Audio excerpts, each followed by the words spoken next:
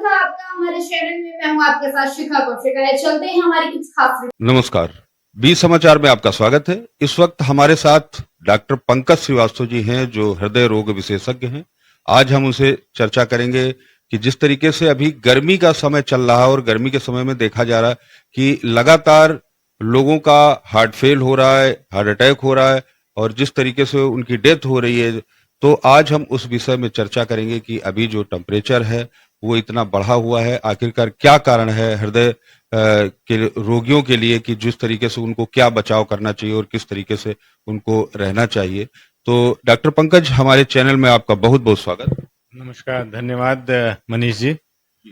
Doctor साहब, ये बताइए कि जिस तरीके से अभी आपने देखा होगा कि लगातार जो खबरों में चल रहा है कि लोग जा रहे हैं, सड़क पे जा रहे हैं और उनको अचानक उनकी डेथ हो गई, उनको अटैक पड़ गया, तो आखिरकार ये क्या कारण है? मनीष जी, ऐसा है कि हृदय के रोगियों के लिए तो ये प्रॉब्लम कि कोई भी स्ट्रेस, बहुत ज़्यादा अगर स्ट्रेस होता है तो वो प्रॉब्लम क्रिएट करता है। तो बेसिकली ये है कि हम लोगों को किसी भी मेजर स्ट्रेस से तो बचना चाहिए। और जहाँ तक गर्मी का सवाल है, अब थोड़ी सी गर्मी 1-2 दिन में कम हुई है, लेकिन अभी भी टेम्परेचर 40 के ऊपर चल रहा है। तो हृदय रोगियों को वाकई में बहुत सावधान रहना चाहिए। जिनका हार्ट का फंक्शन जैसे नॉर्मल है और उनको हार्ट की प्रॉब्लम है, तो उनको अपने आप को हाइड्रेट रखना है, मतलब पानी अच्छे से पीना है, कोई और बहुत तेज धूप में बाहर नहीं निकलना है। कुछ लोग अभी तब जब लू चल रही थी तब ये था कि लोग सवेरे वॉक पे निकल गए, लेकिन पसीना बहुत होता है, इस समय भी ह्यूमिडिटी ज़्यादा है। तो अगर पसीना ज़्यादा निकलता है और आप उसको रिहाइड्रेट नहीं करते हैं तो भी आपके हार्ट के लिए प्रॉब्लम होती है। तो हृदय रोगियों को ये सावधानी रखनी चाहिए। दूसरा, एक तरह के मरीज हैं जिनका हार्ट कमज़ोर है। एक हृदय रोगी होते हैं जिनका हार्ट नॉर्मल होता है, उनका फंक्शन नॉर्मल होता है। दूसरे तरह के हार्ट के रोगी होते हैं जिनका हार्ट कमज़ोर होता है। तो उनको डॉक्टर्स भी बोलते हैं कि आपको पानी कम लेना है, लिक्विड्स कम लेना है। और इस तरह के मरीज अगर धूप में बाहर निकलेंगे या गर्मी में बाहर निकलेंगे, कुछ काम करेंगे, तो उनके लिए समस्या और ज़्यादा हो जाती है। कुछ मरीज होते हैं जिनको पेशाब करने की दवाएं चलती हैं, तो उससे भी पानी शरीर से बाहर निकलता है। और इनसेंसिबल लॉस जिसको बोलते हैं, वो गर्मियों में बहुत बढ़ जाता है। तो पता लगा आपका 1 लीटर पानी ऐसे ही निकला जा रहा है और आप पेशाब की दवा भी ले रहे हैं। तो इन रोगियों को जरूर अपने डॉक्टर से संपर्क करना चाहिए कि क्या पेशाब की दवा कम की जा सकती है। और अपना जरूर सावधानी रखें कि किसी भी तरह से जो है धूप में, बहुत ज़्यादा गर्मी में बाहर ना निकलें। टेम्परेचर, कंट्रोल टेम्परेचर एनवायरनमेंट में रहें तो हृदय रोग की संभावनाएं कम रहेंगी। डॉक्टर साहब, एक बहुत अहम सवाल है जिसपे लगातार लोग जो दर्शक हैं वो लगातार हमसे सवाल पूछ रहे हैं कि जैसे जो कोविड का टीका लगा था उसके बाद से जो विटामिन D3 है वो ज्यादातर लोगों की कम होती जा रही है। तो क्या कुछ जो टीकाकरण हुआ था उससे है या विटामिन D3 का कम होने का क्या कारण? देखिए, विटामिन D3 तो अगर आप शहरों में लेंगे तो मेरे ख्याल से 60-70% लोगों का विटामिन D3 कम होगा। उसका कोविड के टीके से या कोविड से भी कोई रिलेशनशिप नहीं है। इसका रिलेशनशिप सिर्फ इस बात से है कि शहर में रहने वाले लोग धूप में कम निकलते हैं, और अगर निकलते भी हैं तो आप फुल कपड़े पहने रहते हैं। तो अगर बॉडी को एक्सपोज किया जाता है धूप में, जैसे गांव में रहने वाले लोगों को विटामिन डी की कमी नहीं होती है या कम होती है, लेकिन शहर के लोग हमेशा धूप से बचते हैं। आप धूप में जाना नहीं चाहते हैं, आप धूप में रुकते नहीं हैं, तो इस वजह से विटामिन D3 की कमी ज़्यादा हो रही है। तो उसका कोविड से या कोविड के टीके से कोई भी लेना देना नहीं। दूसरा ये है डॉक्टर साहब कि जो जैसे विटामिन D3 की बात अगर करी जा रही है, विटामिन डी की बात करी जा रही, तो क्या इससे भी कोई हृदय रोग होने की संभावना होती है या किसी तरीके हृदय को खतरा है? देखिए, सब लोग रिलेशनशिप बनाने की कोशिश कर रहे हैं। कोई भी चीज़ शरीर में बेकार नहीं होती है, चाहे वो विटामिन डी हो, चाहे वो विटामिन बी हो, A, D, E के जो भी विटामिन हो, हर चीज़ की शरीर में ज़रूरत है। जैसे प्रोटीन्स की ज़रूरत है, कार्बोहाइड्रेट्स की ज़रूरत है, फैट की ज़रूरत है। तो हर चीज़ एक फिक्स अमाउंट में, लिमिटेड अमाउंट में आपको लेना है, और ये पूरे शरीर में इफेक्ट करता है, कोई एक जगह नहीं करता। लेकिन विटामिन D3 का ज़्यादातर असर बोन्स पे होता है, कार्टिलेज पे होता है, मसल्स पे होता है, लेकिन हर जगह थोड़ा बहुत असर होता है। लेकिन कोई स्पेसिफिक वो नहीं है कि विटामिन D3 की कमी है तो आपको हार्ट की प्रॉब्लम हो जाएगी। दूसरा ये है डॉक्टर साहब कि इस समय अगर देखा जाए तो जो युवा हैं जो कि हृदय रोग से पीड़ित नहीं हैं, अगर उनकी भी बात करी जाए तो उनको भी लगातार हार्ट अटैक पड़ रहे हैं। देखिए मनीष जी, ऐसा है कि लोग कहते हैं कि उनको हार्ट की प्रॉब्लम नहीं थी और वो अचानक जो है उनकी डेथ हो गई या प्रॉब्लम हो गई। आज से करीब 3 साल पहले हमने एक इंटर कॉलेज में जो है बच्चों का हार्ट का चेकअप किया था। हाई स्कूल के बच्चे थे, उसमें से 3 बच्चों का ब्लड प्रेशर बढ़ा हुआ था। तो यही बच्चे हैं जो आगे चल के आप डांस कर रहे हैं या पहाड़ों पे जा रहे हैं या जिम कर रहे हैं, आपने अपना ब्लड प्रेशर नहीं चेक कराया, आपके अपनी कार्डियक कंडीशंस नहीं मालूम है, क्योंकि बच्चों में आजकल लेवल ऑफ स्ट्रेस बहुत ज़्यादा है। दूसरा, पॉल्यूशन का क्या असर है हमको नहीं मालूम। मोबाइल यूज़ है, आप घर पे बैठे रहते हैं, आप फिजिकल एक्सरसाइज नहीं करते हैं, तो बॉडी उस तरह की चीज़ों पे अडेप्टेड नहीं है। और जब आप सीवियर एक्सर्शन ले लेते हैं तो ये प्रॉब्लम्स बढ़ जाती हैं। कुछ लोग कहते हैं कि कोविड के बाद ये प्रॉब्लम्स बढ़ गई हैं। कोविड डेफिनेटली ये है कि हाँ, ब्लड थिक हो जाता था, थ्रोम्बस के चांसेस बढ़ जाते थे, बट अब वो उसको 2-3 साल हो चुके हैं। कुछ लोगों को कोविड हुआ तो उनको प्रॉब्लम है, लेकिन बच्चों में स्ट्रेस लेवल्स ज़्यादा है, हाइपरटेंशन ज़्यादा है, और इसको बच्चों को भी चेक होना चाहिए। आजकल हम लोग किसी भी चेस्ट पेन को, इवन अगर 20 साल के बच्चे को भी हो रहा है, तो अब हम उसको नेग्लेक्ट नहीं कर सकते, उसको चेकअप होना चाहिए। तो किसी भी चेस्ट पेन को, इवन अगर 20 साल के बच्चे को भी हो रहा है, तो अब हम उसको नेग्लेक्ट नहीं कर सकते, उसको चेकअप होना चाहिए, उसको रूल आउट हम लोगों को कर लेना चाहिए कि बच्चे को कोई हार्ट की प्रॉब्लम नहीं है। तो स्पेशली मेरा उन लोगों से रिक्वेस्ट है जो 40 के हो चुके हैं और वो जिम जाना शुरू करते हैं कि हाँ, तोन निकल आई है और हमको एक्सरसाइज करना है, हमको बॉडी वेट रिड्यूस करना है या हमको प्रॉपर शेप में आना है। स्पेशली उन लोगों के लिए जरूर रिक्वेस्ट है कि आप एक बार हार्ट का चेकअप करा लें, उसके बाद आप जिम जाना शुरू करें। और कोई मतलब सीवियर एक्सरसाइज ना करें, आप mild to moderate level of exercise करें, बहुत हेवी एक्सरसाइज ना करें। डॉक्टर साहब, दूसरा अगर बात करी जाए जिस तरीके से ब्लड प्रेशर की अगर बात करी जा रही, तो ब्लड प्रेशर को नॉर्मल करने के लिए क्या उपाय हैं जो कि घरेलू अगर बात करी जाए कि लोग अच्छा, इसमें बहुत सारे लोग हमसे भी बात करते हैं, अभी भी आज भी एक बहुत सीनियर 50-55 साल के एक हमारे जानने वाले ही थे और उनका ब्लड प्रेशर बढ़ा हुआ, तो हमने कहा आपको दवाई खानी पड़ेगी।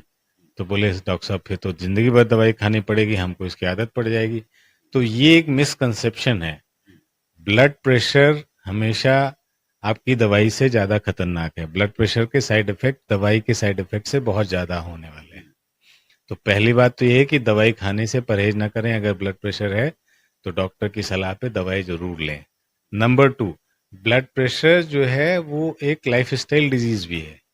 अगर आपकी लाइफ स्टाइल जो है प्रॉब्लमेटिक है, आपको प्रॉब्लम है, आप बाहर नहीं जाते हैं, आप एक्सरसाइज नहीं करते हैं, आप फास्ट फूड ज़्यादा खाते हैं, आप तो सिगरेट, बीड़ी, तम्बाकू का सेवन ज़्यादा हो रहा है, ये सारी चीज़ें हैं जो आपका ब्लड प्रेशर बढ़ाएंगी। और दूसरा, जैसे अभी अब मैंने फिर से कहा कि स्ट्रेस लेवल अब हर लेवल पे ज़्यादा है, चाहे वो एडल्ट हो चाहे बच्चे हों, सबको स्ट्रेस है और एक ट्रांजिशन हो रहा है सोसाइटी का। तो स्ट्रेस लेवल जब ज़्यादा होंगे तो ब्लड प्रेशर बढ़ेगा। तो कोशिश यही होनी चाहिए कि स्ट्रेस लेवल कम रखे जाएं, योगा करिए, प्राणायाम करिए, नमक कम खाइए, रेगुलर एक्सरसाइज करिए, तो ऑटोमेटिकली आपके ब्लड प्रेशर की अगर दवाई चल रही है तो वो कम हो जाएगी, जिसकी कम चल रही है उसकी हो सकता है बंद भी हो जाए। लेकिन आपको अपना लाइफ स्टाइल जरूर मॉडिफाई करना पड़ेगा, और अगर डॉक्टर की सलाह है कि आपको दवाई लेनी है तो आपको दवाई लेनी चाहिए। दूसरा एक ये सवाल था कि डॉक्टर साहब जिस तरीके से अभी थोड़े दिन पहले आपने सुना होगा कि कानपुर में कुछ किट बनाई गई थी, तो वो किट ऐसी थी कि जिसको पास में रखना है, तो ऐसी कौन सी दवाइयां हैं जो कि लोगों को अपने पास रखना चाहिए कि अगर इमरजेंसी में किसी तरीके की कोई हार्ट की अचानक कोई समस्या खड़ी हो जाती है डॉक्टर तक पहुंचने के लिए, तो कौन सी दवा अपने पास रखनी चाहिए? हाँ, मुझे मालूम है, मैंने भी सुना था, ये राम किट करके एक दवा पैकेट बनाया गया था। लेकिन मैं हमेशा दवाइयों के जनरल यूज के अगेंस्ट हूँ, क्योंकि कोई भी दवा अपने साइड इफेक्ट के बिना नहीं होती। और ये किसी को नहीं मालूम होता है कि ये हार्ट अटैक ही है। जो हार्ट का पेशेंट है वो जरूर ये दवाओं को अपने पास रखे, लेकिन जो हार्ट का पेशेंट नहीं है, उसको पेट में या सीने में दर्द हुआ और आपने इकोस्प्रिन खिला दी या नाइट्रोग्लिसरीन खिला दी, तो अगर उसने ब्लड प्रेशर नहीं नापा है और उसका ब्लड प्रेशर कम है और आपने वो दवा खिला दी, तो उसका ब्लड प्रेशर और कम होने वाला है, तो उसकी समस्याएं बढ़ जाएंगी। किसी को मान लीजिए कि गैस की वजह से सीने में दर्द हो रहा है और आपने उसको इकोस्प्रिन खिला दिया, डिस्प्रिन खिला दिया, तो उसका गैस का प्रॉब्लम बढ़ जाएगा। तो ये सेल्फ मेडिकेशन मेरे हिसाब से गलत है और इसको प्रमोट नहीं करना चाहिए। जो भी है, जैसे भी है, चेस्ट पेन अगर हो रहा, अगर नॉन हार्ट का पेशेंट है तो जरूर वो खा ले, लेकिन अगर नॉन हार्ट का पेशेंट नहीं है, हार्ट पेशेंट नहीं है, तो उसको दवा अपनी तरफ से नहीं करनी चाहिए। वो नियरेस्ट डॉक्टर के पास भाग जाए, नियरेस्ट फिजिशियन के पास जाए, एक ईसीजी कराए, उसको अपने सिम्टम बताएं। वो डॉक्टर अगर प्रिस्क्राइब करता है तो that is well and good. अच्छा डॉक्टर साहब, दूसरा एक ये सवाल था, जिस तरीके से आपने इकोस्प्रिन की बात करी, तो ज्यादातर मेडिकल स्टोर वाले जो चिकित्सक हैं वो लोग कहते हैं इनका कोई साइड इफेक्ट नहीं है, तो क्या ऐसा है या इसको नहीं खाना चाहिए आम? देखिए, कोई भी दवाई बिना इंडिकेशन के नहीं खानी चाहिए, नंबर वन। इसमें ऐसा नहीं कि इकोस्प्रिन के साइड इफेक्ट नहीं होते हैं, इकोस्प्रिन का भी साइड इफेक्ट होता है। गैस्ट्रिक ब्लीडिंग होती है, गैस्ट्रिक अल्सर्स हो सकते हैं और आपका हीमोग्लोबिन कम हो सकता है, प्लेटलेट कम हो सकता है। तो ऐसा नहीं है कि दवा के साइड इफेक्ट नहीं है। तो ये जो एक गलत फहमी है कि दवा के साइड इफेक्ट नहीं होते। तो हमेशा कोई भी दवा खानी है तो मेरा रिक्वेस्ट पब्लिक से यही है कि आप डॉक्टर की सलाह पे दवा खाएं। डॉक्टर साहब, जिस तरीके से आपने कहा कि योग करना चाहिए और थोड़ा सा एक्सरसाइज करनी चाहिए, तो जो ऐसे हार्ट पेशेंट जो लोग हैं उनको ऐसा कौन सा योग करना चाहिए, इस तरीके कौन सा एक्सरसाइज करना चाहिए जिससे उनको हार्ट पे कोई ऐसी ज्यादा ताकत ना पड़े और उनको नुकसान ना? बहुत अच्छा क्वेश्चन है, क्योंकि बहुत सारे लोग हैं जो कि योगा करते हैं और कभी कभी जो है वो अगर हार्ट के पेशेंट हैं तो नुकसान कर सकता है। तो कोई भी स्ट्रेसफुल जो योगा के पोज हैं वो किसी भी हार्ट पेशेंट को नहीं करने चाहिए। जैसे आप शीर्षासन करना चाहते हैं या कपालभाति, आपको मालूम है कि आपका ब्लड प्रेशर बढ़ा हुआ है या हार्ट कमजोर है, तो कोशिश करनी चाहिए कि वो जिससे जो है आपको प्रेशर थोड़ा सा पड़ता है वो नहीं। सेफेस्ट में अनुलोम विलोम है जिसको आप कम कर सकते हैं, ब्राह्मरी है जिसको आप कर सकते हैं, हल्की फुल्की कोई भी एक्सरसाइज आप कर सकते हैं। योगा में बहुत सारे ऐसे आसन होते हैं जो हल्के फुल्के हैं, जिनका हार्ट के ऊपर नहीं है। लेकिन जहां भी स्ट्रेन लगता है, जहां पे भी प्रेशर आता है, वहां पे वो हार्ट को पेशेंट को जो है वो नहीं करना चाहिए। हार्ट के पेशेंट के लिए light exercise, pranayama one of the best है, क्योंकि अगर प्राणायाम आप करते हैं तो रिकवरी में भी बहुत हेल्प मिलती है। हम लोग तो हार्ट सर्जन हैं, ऑपरेट करते हैं, तो जिसकी भी सांस लेने की क्षमता ज़्यादा है उसको रिकवरी में हमेशा ज़्यादा मदद मिलती है। माइल्ड एक्सरसाइजेस, रेगुलर वॉक, ये सब इम्पॉर्टेंट है और ये सब हार्ट पेशेंट्स को फायदा करता है। एक आखिरी सवाल आपसे और है डॉक्टर साहब, कि जिस तरीके से बात करी जाए कि ब्लॉकेज के परसेंटेज की बात करी जाती है कि बहुत सारे लोग कहते हैं 50% ब्लॉकेज है या 60% है, तो कितना ब्लॉकेज जो ज्यादा है, कितना परसेंटेज होना चाहिए कि जो ऑपरेशन करा लेना? देखिए, हार्ट के ब्लॉकेज में 3 चीजें होती हैं कि आपको कितना ब्लॉकेज है और क्या आपको क्या दवाई खानी है, कि एंजियोप्लास्टी करानी है, कि ऑपरेशन के लिए जाना है। तो ऑपरेशन सबसे लास्ट में आता है। पहली बात ये होती है कि अगर ब्लॉकेज सारे आपके मान लीजिए तीनों नसों में ब्लॉकेज हैं, लेकिन वो 30-40-50% के ब्लॉकेज हैं, तो कोई भी डॉक्टर आपको सजेस्ट नहीं करेगा कि आप कुछ और कराइए, आप दवा खाएं। मान लीजिए एक नस में या 2 नस में 70% से ज़्यादा ब्लॉकेज है, तो फिर डॉक्टर अपने हिसाब से सजेस्ट करता है कि इसका एंजियोप्लास्टी करा लेना चाहिए।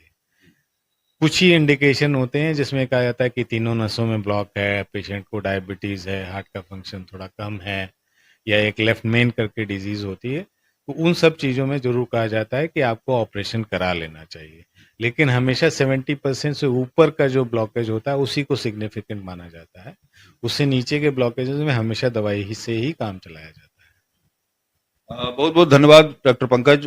देखिए डॉक्टर पंकज हमारे साथ में हैं, जिन्होंने अभी जो हमारे दर्शक देख रहे हैं उनको महत्वपूर्ण जानकारी दी, जिस तरीके से हृदय रोगियों के लिए और जो हृदय रोगी नहीं है उनको भी कहीं ना कहीं अपना रक्तचाप उसकी जांच करानी चाहिए, और जो निकटतम जो भी चिकित्सक हैं उनसे परामर्श लेना चाहिए। जो गर्मी की अगर बात करी जाए कि लगातार ये सवाल उठ रहे थे कि गर्मी को लेकर के जो अटैक पड़ रहे हैं, जो जिस तरीके से उन्होंने उपाय इसका बताया कि किस तरीके से लोगों को रहना चाहिए, तो जो दर्शक देख रहे हैं तो कहीं ना कहीं उनको इस चीज की जानकारी मिलेगी। बहुत सारे लोगों ने हमको कमेंट किया था, मैसेज किया था कि किसी चिकित्सक से आप ये हमको बताइए कि जो रूरल्स में है, जो गाँव में है। डॉक्टर साहब बहुत सारे लोगों ने हमसे सवाल किया था कि इस चीज की जानकारी नहीं है, क्योंकि रूरल में जो डॉक्टर्स हैं वो भी कहीं ज्यादा एजुकेटेड नहीं है, तो उनके लिए ये समस्या हो जाती है कि वो पूरी बात नहीं बता पाते हैं। बीपी की मशीन तो रखे हैं, चेक कर लिया, लेकिन उसके बाद वो कौन सी दवा देनी है, क्या करना है, तो ये नहीं जानकारी थी। तो इसलिए हमारे जो दर्शक थे उनके लिए आज हम आपके माध्यम से उनको एक जानकारी पहुंचा रहे हैं, और इससे हमें लगता है कि वो आने वाले समय में जो उनको समस्याएं थी उससे उनको निजात मिलेगी। बहुत बहुत धन्यवाद मनीष जी। दर्शकों को भी ये जानकारी होनी चाहिए, और आपने एक बहुत अच्छा प्रयास किया है। आपके माध्यम से मैं सबसे कहूँगा, अपने हृदय का ध्यान रखिए, अपने शरीर का ध्यान रखिए, और स्वस्थ रहिए, सुरक्षित रहिए। धन्यवाद। बहुत बहुत